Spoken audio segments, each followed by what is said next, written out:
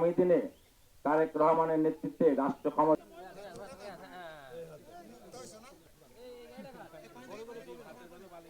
আমরা শীতে কষ্ট করছিলাম শহরের পর শহর এলাকায়, তো কম্বলটা পেয়ে আমরা খুব খুশি হয়েছি, আমার খুব ভালো হয়েছে। এখানে আমরা এই কম্বলটা পাই আমাদের খুব খুশি লাগছে। আর এই কুষ্টিয়া জেলা এবং এই স্থানীয় শরীফ ভাই যুবদলের নেতা এরই আমাদের কম্বল দিলেন, ইনি আমাদের অনেকগুলো কম্বল দিয়েছে। আমাদের আশেপাশে যারা ভূমিহীন তাদের কম্বল দিয়েছে। শীতের দিনে আমরা খুব কষ্ট করি, এই কম্বলটা দিয়ে এই কম্বলটা পাইছি আমরা খুব খুশি লাগছে আমাদের।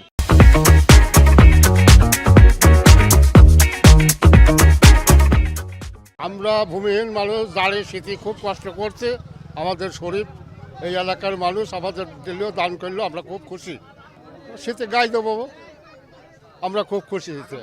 শরীফ যাতে দিতে পারে আমরা সেই দোয়াই করি, সেই কামনাই করি।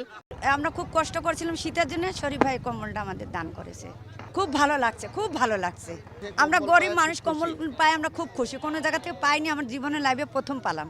আমরা যে অঞ্চলে বাস করি এই অঞ্চলটা অনেক গরিব, এদের দেখার মতন লোক নাই। তাই আমি উদ্যোগ নিলাম যে আসলে আমি শুরু করি, আমি যদি শুরু করি অনেকেই এটা শেষ করতে পারে, আর আমাকে দেখে আরও 10 জন যেন আসে।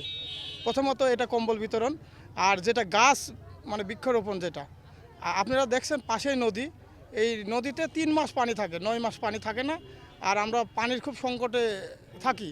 এটা জাতীয় সমস্যা, বিশেষ করে কুষ্টিয়াতে কিন্তু অনেক এই পানি সংকটে ইদানিং খুব বেড়ে গেছে।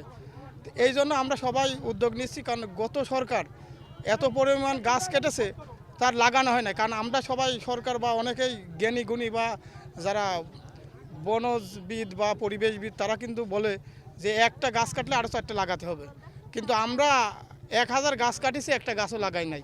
এই জন্য এই উদ্যোগে আমি মনে করেছি কিছু গাছ লাগানোর দরকার, এই জন্য উদ্যোগটা নিয়েছি।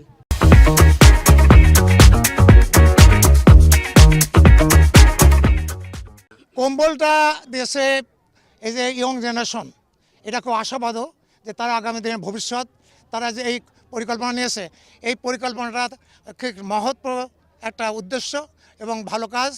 এই সাথে ওরা একটা লজ্জা দিয়েছে আমাদেরকে, যারা মুরব্বী, যারা কোটি কোটি টাকা আমরা নিয়ে শুয়ে আসি, যে তারা যদি সবাই আগে আসতো তাহলে আজকে এরকম হতো না। আমরা আশা করি এদের উদ্যোগটা দেখে এই বড় লোকরা যারা আসে মরে যাওয়ার সময় টাকাগুলো সব মাটিতে পড়ে থাকবে, তাদেরকে একটা বিবেকে একটা ধাক্কা দেওয়া হলো, এবং আশা করি তারা ফিরে আসবে এই কম্বল বিতরণে, যাতে মানুষ কষ্ট না পায়।